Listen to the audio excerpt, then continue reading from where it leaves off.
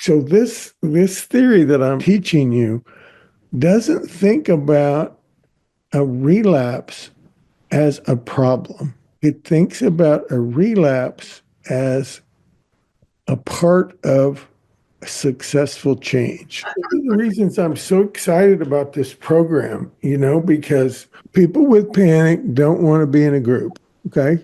I mean, it's just that simple. You don't want to be in a group because you don't want to be embarrassed and you don't want to see people seeing you struggle. But the advantages of it are you get to see people making changes, and you get to see people that have the same issues that you do.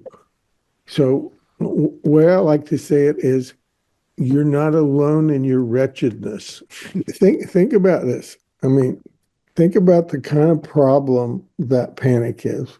I mean, you could think about it as a medical problem. You could think about it as a psychiatric problem. You could think about it as a personal weakness, you know. But you know what it really is? What it really is a thinking problem. Okay, so think about this. So there's this story in the book about a pit bull attacking my dog, and you know you could think, I mean, a pit bull attacking your dog and kicking the pit bull. I mean, that'll jack you up. But those chemicals, when you're not telling yourself scary stuff, but if you're telling yourself scary stuff, like it's a I'm going crazy, I'm not really me, I lost control of myself. If you're telling yourself those scary things, your mind hears that and your body prepares to fight the pit bull. Only there's no pit bull. Okay? So scary thoughts are really the problem with panic, you know? So what we're trying to do is help you think your way through it in a different way without scaring yourself. So you're getting your circle bigger. Yeah, but this is a great example of the scariest thought you can have. Like, what's a scarier thought than I'm dying? You went for the gold medal. So I'm going to give a little lecture here. So there's this theory called the trans-theoretical model of change. Does anybody heard about that? Okay. So think about this. So think about this. We're here and we want to get here, right? The shortest point between two lines is a straight line. So we think we're going to change like this. We're here, we're going to get here. But what they found out, and they did this by studying people making changes, okay? Changes in therapy, AA, other kinds of self-help groups. That's not how people change. People change in stages. So they're here and they're stuck. Okay. Let's say somebody's smoking. Okay.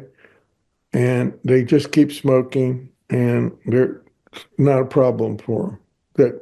That they're not thinking of it as a problem. Okay. And that stage is called pre-contemplation. Okay. You just keep doing the same stupid stuff over and over. Okay. All right.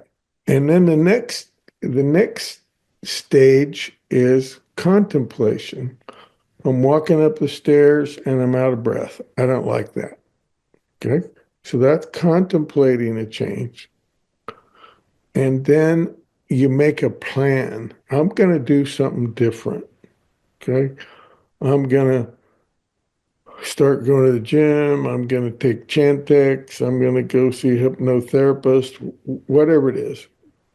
You make a plan. And then the next stage is you take an action. You actually do something different.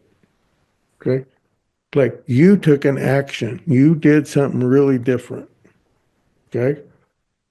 And then the next stage is we maintain that change or we relapse. Okay. and we relapse, we go back to here, not to the beginning, because we already got a little success under our belt. Okay. And then we got to do it again. So we got to go through contemplation, planning, action, maintenance. And this is how we change. Okay. But we end up getting over here. So this theory that I'm teaching you doesn't think about a relapse as a problem. It thinks about a relapse as a part of successful change. And actually, even though we don't want to relapse, we're better off if we do. Okay. So let's just imagine that you're here and you zip line clear to the finish line and you don't have any more panic. Okay. And then a year later you do. Well, you don't know how to handle it. You know what I mean? You think therapy didn't work, and it's harder for you than if you had gone through some of these relapses. You don't want to relapse, but let's make it work for us. Like when we do that, it's not a failure, it's part of the learning curve. And it's a very optimistic theory. Mental health has really bought into that theory that I'm teaching you. Here's the idea of positive change. Okay. I'm going to stretch out the time between relapses. I'm going to get more time, more good time. Okay. And then the relapse isn't going to be as severe. And I'm going to know better how to cope with it and how to get out of it. And then pretty soon, you don't even notice that you've solved this. Okay, but think about this. If you have a relapse and you think you're going crazy, that's a scary thought, right? What do scary thoughts produce? A lot of that is because you think you failed. See what I mean?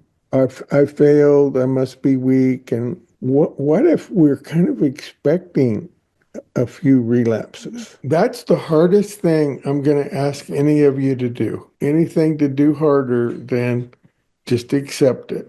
I bet I've said this 100 times to people. It's one of my favorite things to say. Okay. So let's say you're having a little panic/anger problem. Okay. And the heart's racing and, you know, do you want more chemicals? Then we got to think about it in a way that doesn't produce more chemicals. See what I mean? Because if you think a scary thought, you're going to have more chemicals. So, okay, so I want to talk to you a little bit about group process. Okay. Like, I'm excited to be doing this in a group. Okay. I think it's the preferable way to do this. And we're at a stage in group life called in versus out. Okay. And what that means is like attending regularly is really important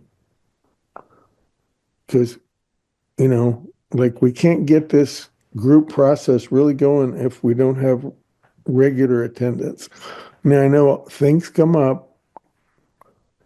We're not going to have perfect attendance, but the better we do, the better the group can function. A universal truth. And that is when you don't get protected as a child, get abused, neglected, that kind of junk. Okay. I've never seen that the child on some level didn't think they caused it. And guess what we're going to fix? That. We learn how to attach from our parents, and if they didn't attach to us, if they didn't attach this, think about being a little kid and your parents not attaching to you, and then you have a choice. Okay. So you could think, oh, my parents, there's something really wrong with my parents. Or you could think there's something really wrong with me. Which one's the safest thought? It must be me because it's too terrifying to think my parents are incompetent, So it's too terrifying to think your parents are incompetent because they're responsible for your safety and well-being. But guess what we got to do? We got to straighten that out, you know? It, and I wanted to say one more thing before we close. Okay? Probably more than one thing. Okay. But when we run into a problem that we can't solve, okay, I mean, and almost doesn't matter what it is. It might be can't stop smoking. It might be I can't stop eating. It might be I can't stop porn, or I can't solve my panic. Whatever it is, like we we humans, in my experience, have a go-to way of thinking about ourselves. Okay. And that go-to is I must be weak, I must be helpless, and I must be powerless. Like it's just, I mean, a guy's trying to stop porn, okay? And he's struggling, he hadn't solved it. He feels weak, helpless, and powerless, you know? So, but just because you think that doesn't mean it's true, you know? So anyway, hope to see you next Wednesday at 6 o'clock Central Standard Time.